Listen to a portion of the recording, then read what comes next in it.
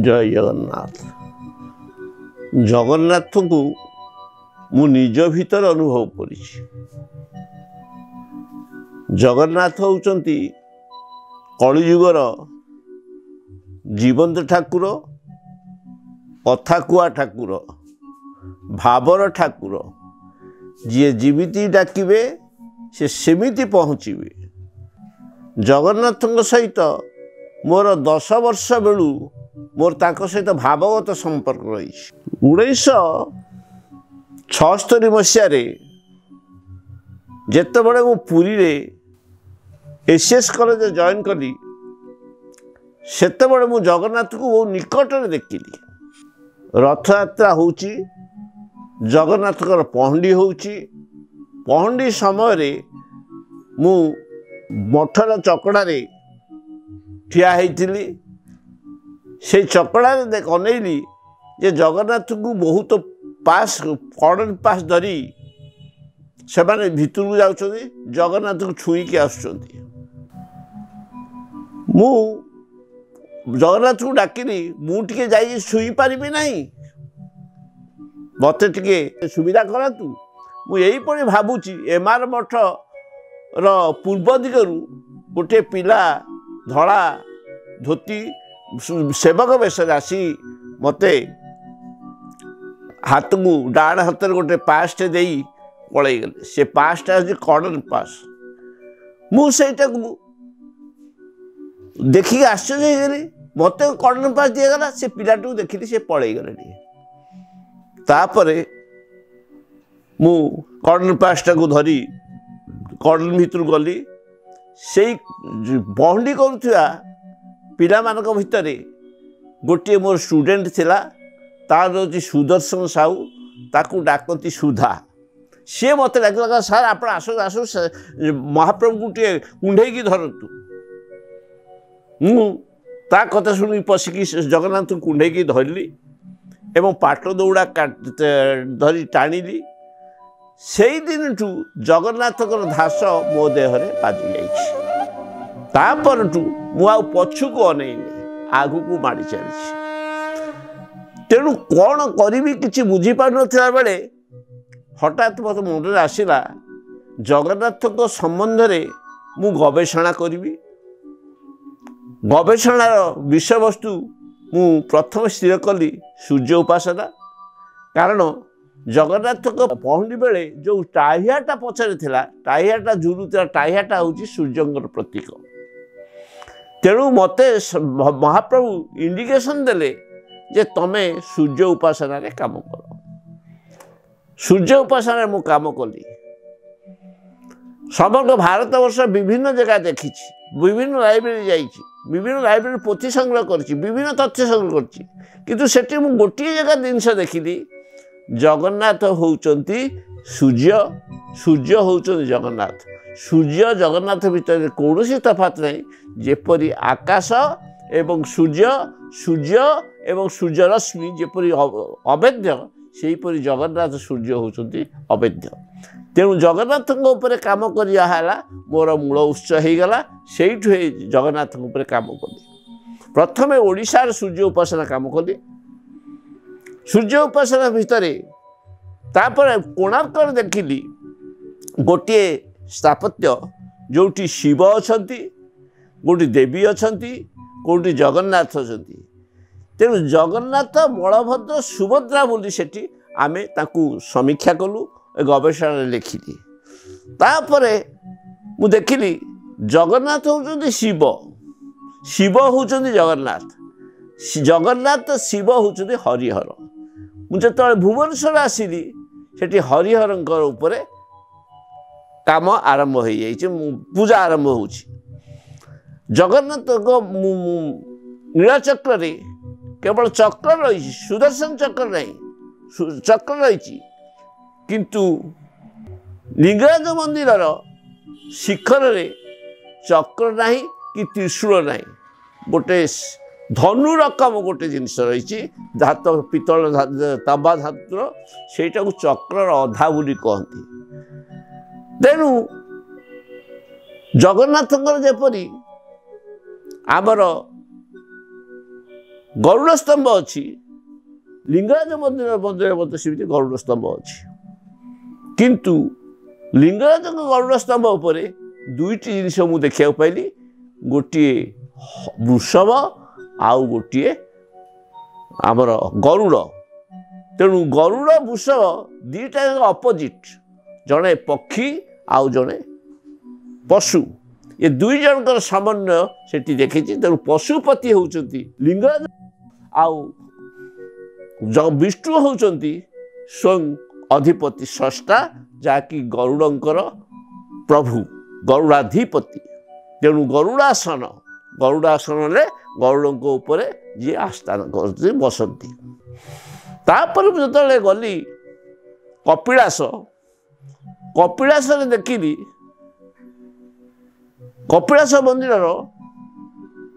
मुखशाला जगन्नाथ बलभद्र सुभद्रा मूर्ति अच्छी पत्थर मूर्ति तेणु एटी देखिली दारु ब्रह्म सेठी देखिली शिला ब्रह्म सेहीपरि जिते बिंदुसागर पोखरी पाखे आसे देखे वासुदेव मंदिर अंत वासुदेव सेठी अंत वासुदेव अंत होउचंती शिव वासुदेव होउचंती कृष्ण आउ हेतबले सुभद्रा नथिले एबे सुभद्रा को जोड़ी दिया जायछि तेणु शिव आउ विष्णु एक तेणु सेठी सेले पुरी रे हेले दारु ब्रह्म भुवनेश्वर हेले शाल ब्रह्म तेणु हरिहर उपासना भारत वर्ष रे प्रथमे ओडिशा रु आरंभ होइतला किए केते कथा कहती विभिन्न कथा कहती किंतु ओडिशा रे हरिहर उपासना होता पंचम षष्ठ शताब्दी रे आमर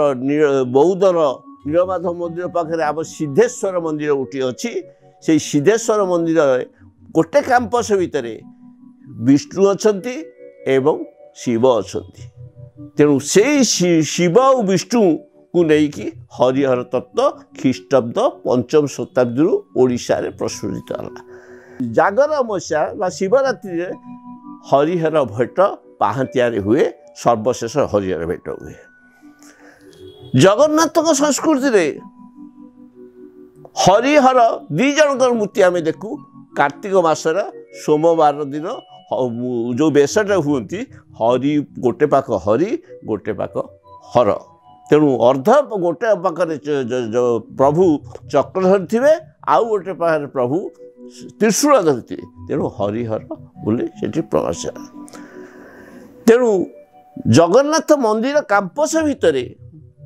परिवेश भितर बहु शिव मंदिर अच्छी किंतु केतक शिव मंदिर चक्र अच्छी केतक शिव मंदिर त्रिशूल अच्छी जगन्नाथ मंदिर स्थापत्य को यदि चिंता करा जाए बहु स्थापत्य माने दक्षिण पार्श्व उत्तर पार्श्व पश्चिम पार्श्व रे सबू शिव मूर्ति बहुत अच्छी हिम मूर्ति केवल नुहे गणेश 50 टू 55 गणेश मूर्ति अच्छी जहाँ शिव परिवार पार्वती मंदिर मूर्ति अच्छी पार्श्व देवता भाव शिव अच्छा गणेश अच्छा पार्वती अच्छा तेणु शिव परिवार विष्णु परिवार एक मूल्य प्रमाणित रही तेणु शिव और विष्णु को कई अलग करें नहीं जमी आकाश और पवन अलग हो पारे शिव विष्णु को अलग कर यही संबंध में मुझे विभिन्न गवेषणा कली प्रथमे मुझे लिखिली जगन्नाथ संस्कृति कौन जगन्नाथ संस्कृति उपर विश्लेषण कली गोटे बही लिखिली तापरे आईली जगन्नाथ चेतनार उद्भव और विकास केमिति हैला तेणु जगन्नाथ उद्भव विकास जो मूल स्रोत आदिवासी संस्कृति वृक्ष पूजा ताकू ही भित्ति करिकी मु गवेषणा आरंभ कली सेठी है मोर जगन्नाथ गवेषणार मूल पिंड मूल स्रोत मूल उत्स तापरे जेतबले वृक्ष उपासन जगन्नाथ चेतनाटी उद्भव है से कौन है